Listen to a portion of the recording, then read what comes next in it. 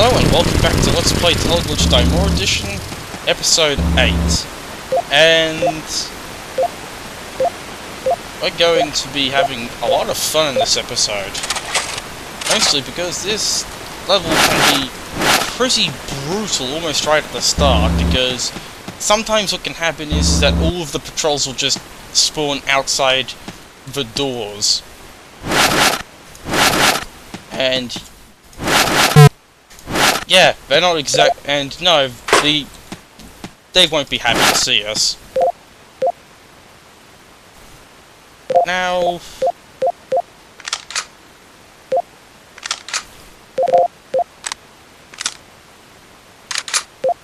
in the last episode I was meant to explain the last gun and the MGHV, and I didn't. Mostly because I actually forgot the stats, but I've double checked, and last gun does 16 damage per hit, and the MGHV only does 50, so it sounds like the last gun is not as worthwhile as the MGHV, but last gun has, like all ranged weapons, has very high damage per second.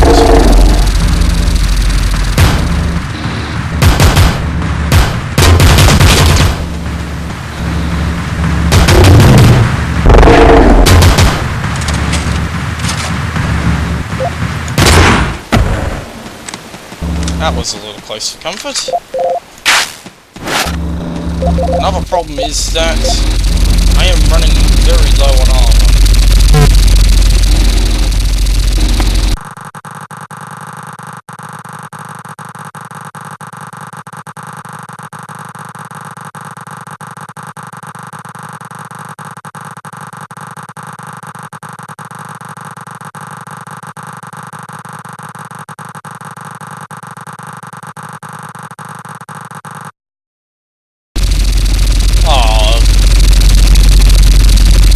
Like that really bring it home that we've got to get out of here alive. But yeah, the scientist is indeed using an SMG.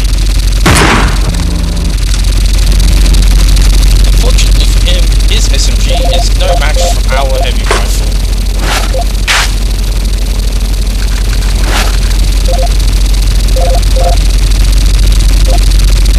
And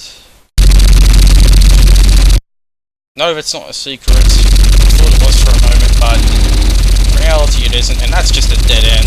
Here's a bit of lore.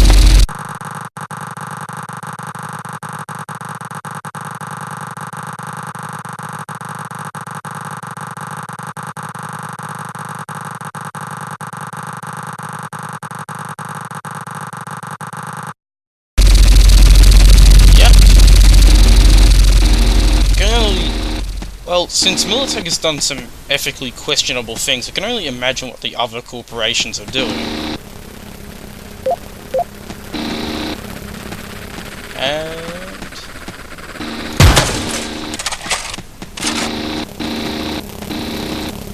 here's a welder.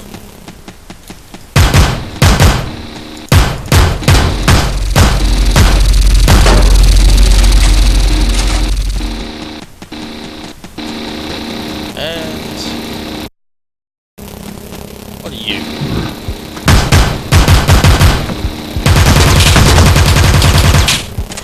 But yeah, that little popping sound you're hearing? That is the mag shield at work.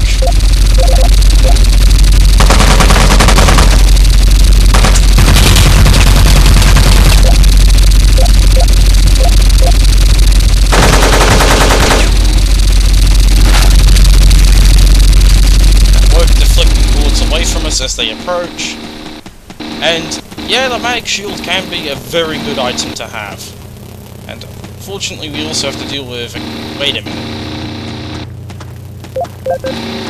let's separate the scientists from the captain. Scientists were holding a last gun, but I've never seen a scientist drop their last gun.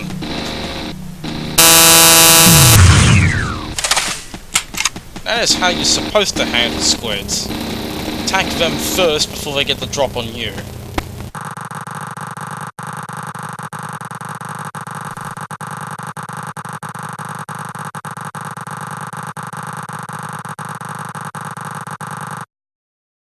And yep, that description is 100% accurate.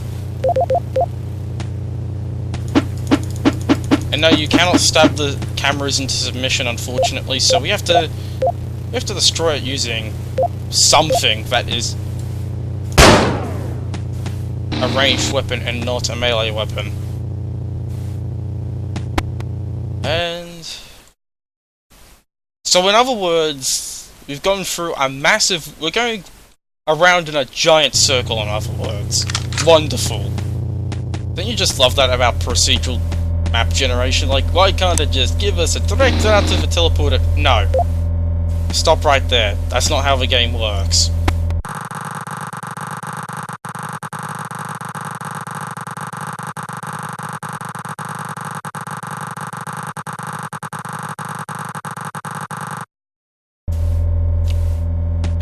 And apparently that may have been happening before the Teleglitch incident.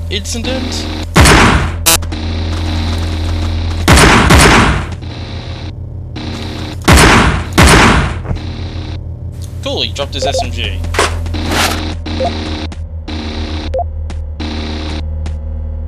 And to make ourselves some armor for once.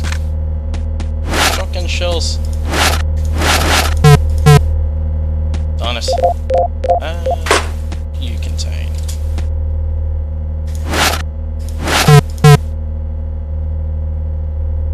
Double darn it. And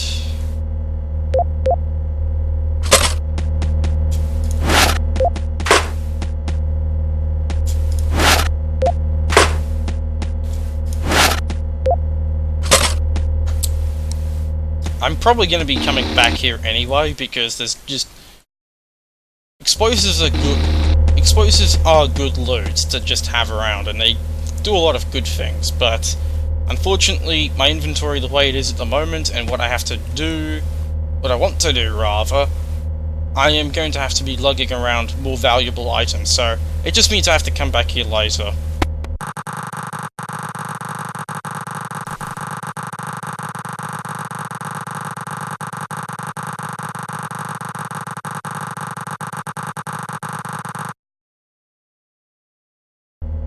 Oh my. I think it's entirely possible that the unlimited range teleporter may have transported something that didn't even exist before.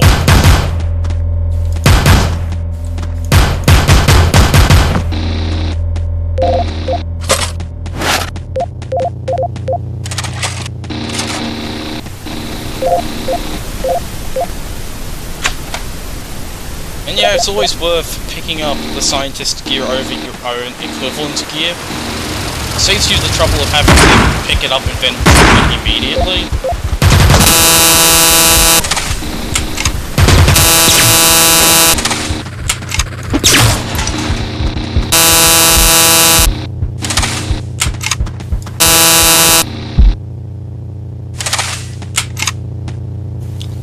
And isn't that just wonderful?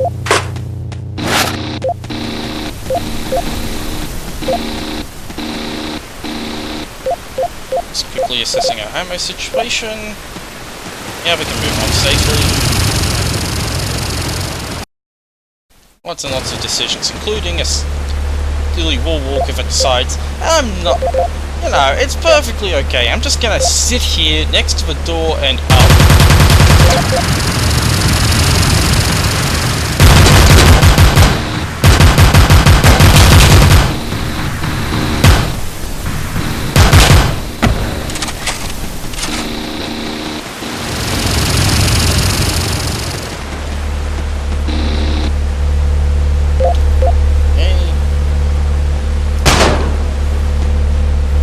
hardware. I don't need hardware.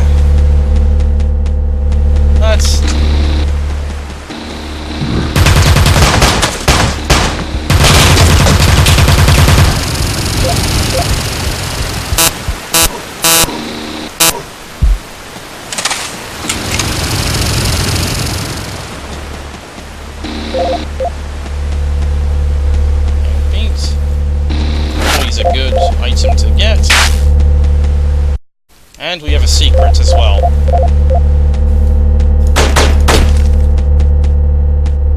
Do you contain secret?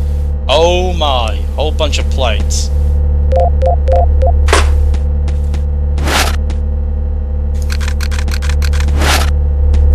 So, because I'm going back and forth anyway, I might as well do some back and forthing right about now. Fortunately, the power legs plus 50% movement speed while being carried helps out a lot in this case, because it just means, hey, I'm already back here.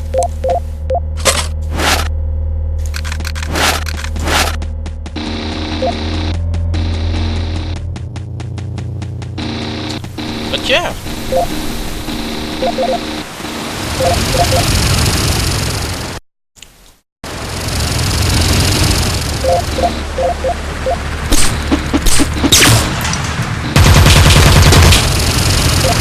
Now I would very much like to...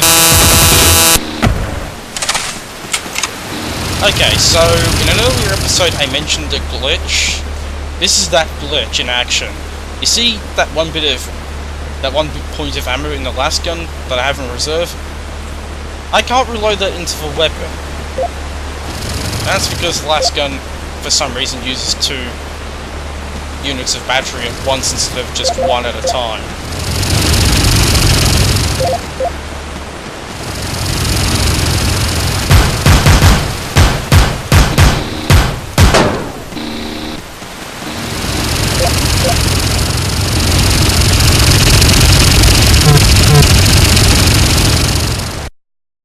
Unfortunately, the situation only gets worse.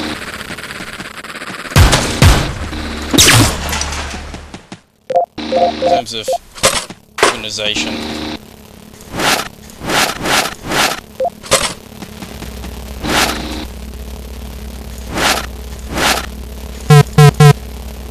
Yeah, speaking of motors, I just realized they kind of waited on making...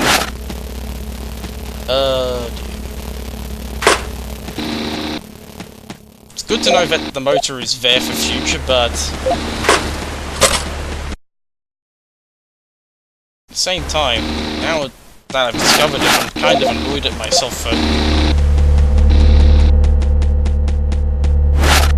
thinking that you could only get the motor from the Warwalkers. And I'm feeling quite silly right about now.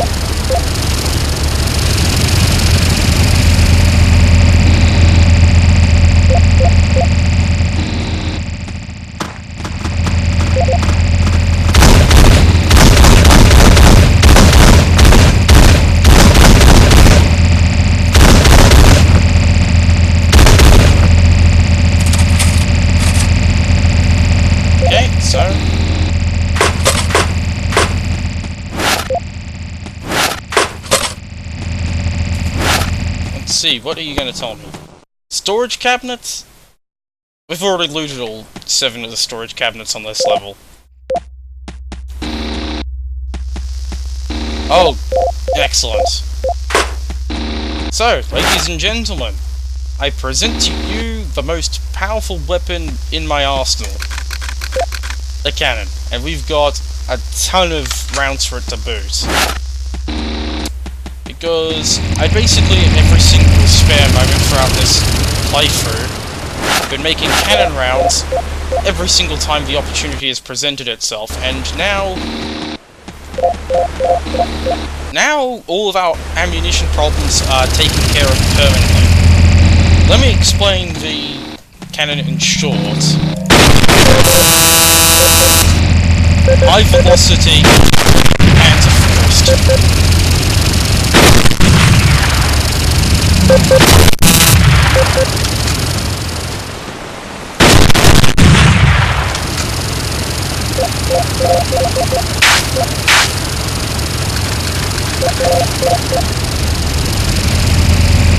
Yeah, it's very powerful, and it's actually 4 times as cost effective as the normal Panzer Force, not the armor-piercing variant, just the normal Panzer Force.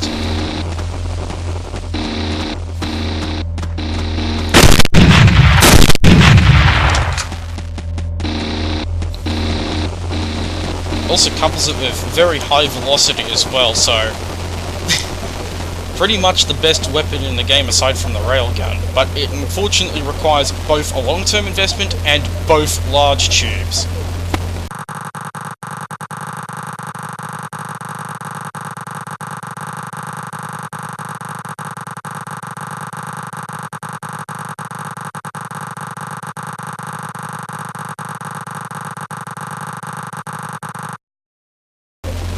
Well,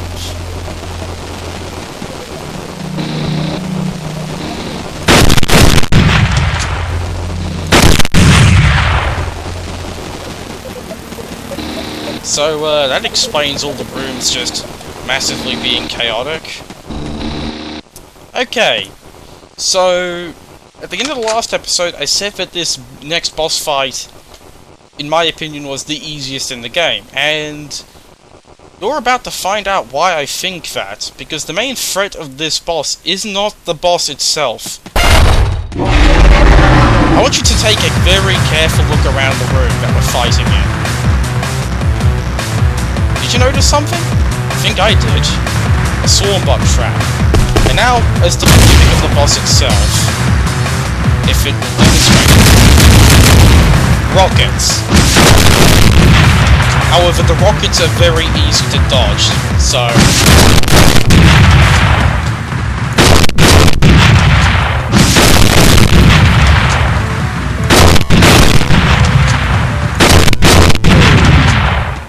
and there we go, boss completely trashed.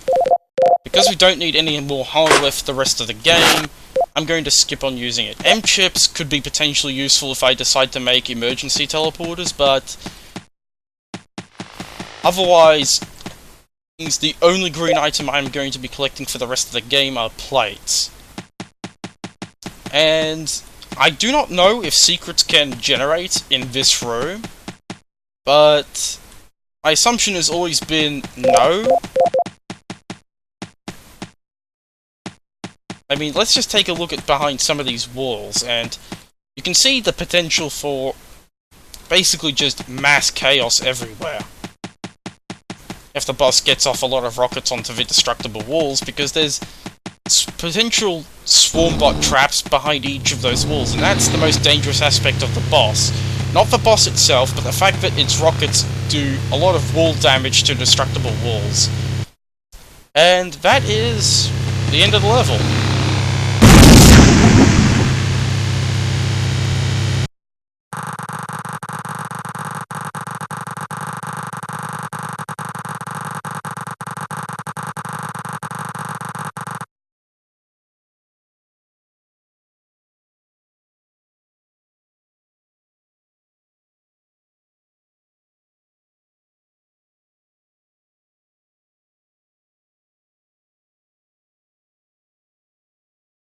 So yeah, 2 levels to go, and that's the end of episode 8. Join me in the next episode, in which we'll take a look at one of the biggest weapons in existence. And that's pretty much all there is to the next episode. See you all then.